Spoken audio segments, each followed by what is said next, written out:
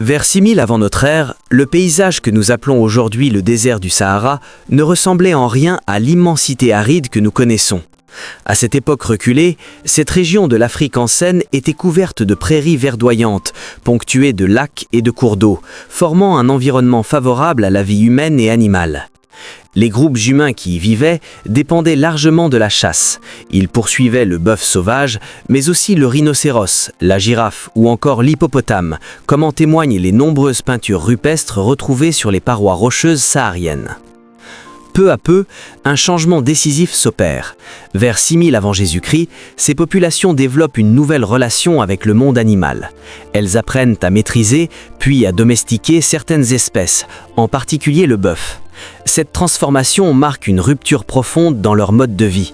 La chasse, autrefois centrale, recule progressivement au profit de l'élevage. Les hommes ne se contentent plus de prélever les ressources offertes par la nature, ils commencent à les organiser, à les reproduire, à les transmettre. Ce tournant économique et social inaugure une nouvelle manière d'habiter le monde. Il témoigne d'une capacité d'observation, d'adaptation et de réflexion qui place déjà ces sociétés africaines anciennes parmi les grandes cultures fondatrices de l'histoire humaine. Vers 4000 avant notre ère, un bouleversement majeur s'opère dans le cœur du continent africain. Les vastes prairies du Sahara, autrefois verdoyantes et ponctuées de lacs, sont progressivement frappées par une sécheresse durable. Les pluies se raréfient, les cours d'eau s'assèchent, la végétation recule. Lentement mais inexorablement, le paysage se transforme. Ce qui avait été une terre de vie devient un désert minéral, dominé par le sable et la pierre. Cette mutation climatique profonde n'est pas seulement un changement environnemental, elle redessine durablement l'histoire humaine du continent. Le Sahara, devenu une barrière naturelle immense, coupe l'Afrique ancienne en deux grands ensembles géographiques et culturels. Au nord, les populations se réorganisent autour de nouveaux foyers, notamment le long du Nil et sur les rives méditerranéennes. Au sud, d'autres sociétés suivent des trajectoires distinctes, adaptées à des milieux différents, plus humides et forestiers. Dès lors, les civilisations évoluent selon des rythmes et des formes contrastées. Les échanges deviennent plus difficiles, les contacts plus rares. Cette séparation géographique favorise l'émergence de traditions, de structures sociales et de modes de vie différenciés. Ainsi, la désertification du Sahara ne marque pas seulement la fin d'un monde ancien, elle façonne en profondeur les chemins divergents que prendront les civilisations africaines pour les millénaires à venir. Entre le XVIe et le Xe siècle avant notre ère, le royaume de Kouch, installé dans la vallée du Nil avec pour capitale Napata, vit une longue période de domination égyptienne. Pendant plusieurs siècles, cette région stratégique, située au sud de l'Égypte, est intégrée à la sphère politique, militaire et culturelle des pharaons. L'administration, les cultes, les symboles du pouvoir et une partie des structures sociales portent l'empreinte égyptienne, tandis que les élites locales sont étroitement surveillées ou associées au pouvoir du Nord.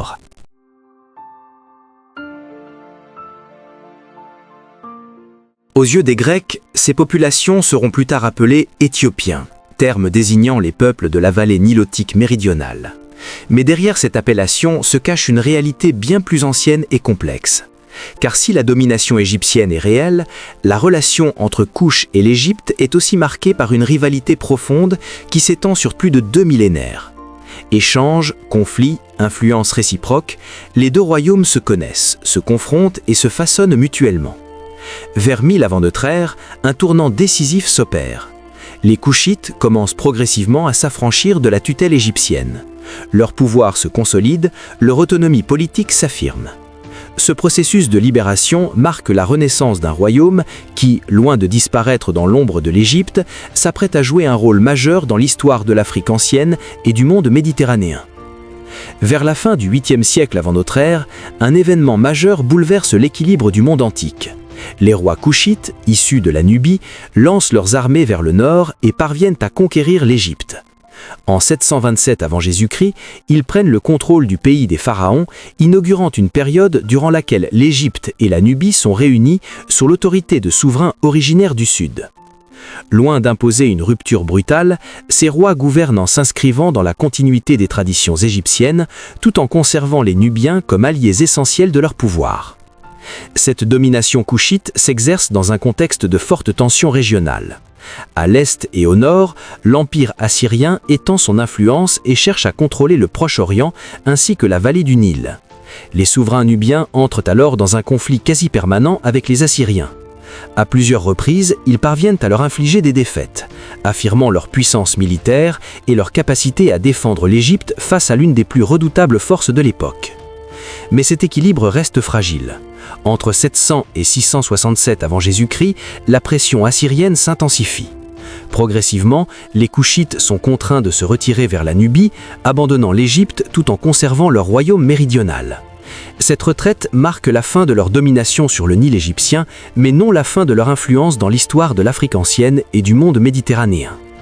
Vers 590 avant notre ère, un nouveau chapitre s'ouvre dans l'histoire du royaume de Kouch. La capitale est déplacée de Napata vers Méroé, plus au sud, dans une région aux terres plus fertiles et mieux adaptée à l'agriculture et à l'installation durable des populations. Ce choix n'est pas anodin. Il reflète une volonté stratégique de s'appuyer sur des ressources naturelles plus abondantes et sur un environnement favorable au développement du royaume. Méroé se distingue rapidement par sa maîtrise du fer. Les mines environnantes fournissent le minerai nécessaire à la fabrication d'armes et outils, donnant aux habitants un avantage décisif dans les domaines militaires, agricoles et artisanaux. Cette production soutient l'essor d'une économie dynamique, capable de répondre aux besoins internes tout en alimentant des réseaux d'échanges à longue distance.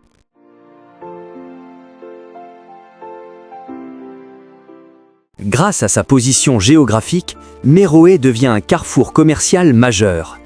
Les échanges avec les régions de l'océan Indien, notamment l'Inde, ainsi qu'avec les pays du monde méditerranéen, assurent la prospérité du royaume.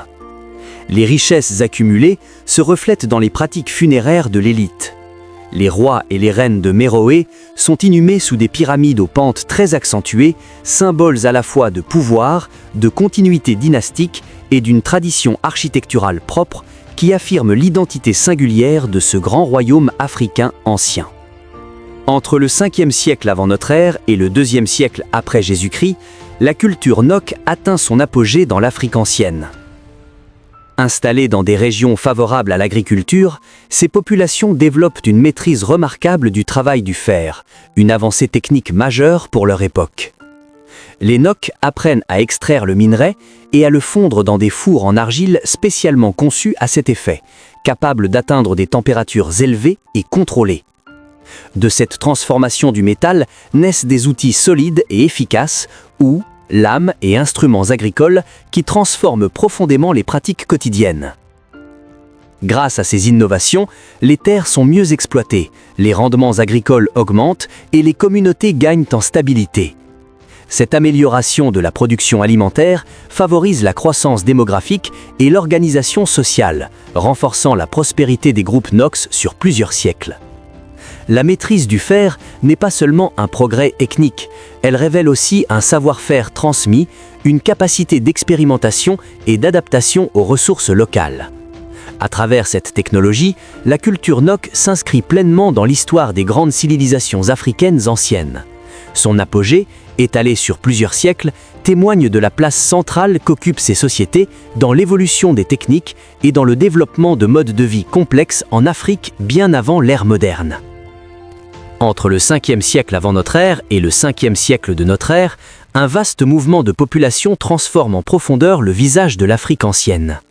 Au sud du Sahara, de nombreuses communautés vivent encore principalement de la chasse et de la cueillette, mais à l'ouest du continent, les peuples bantous se distinguent par un mode de vie différent.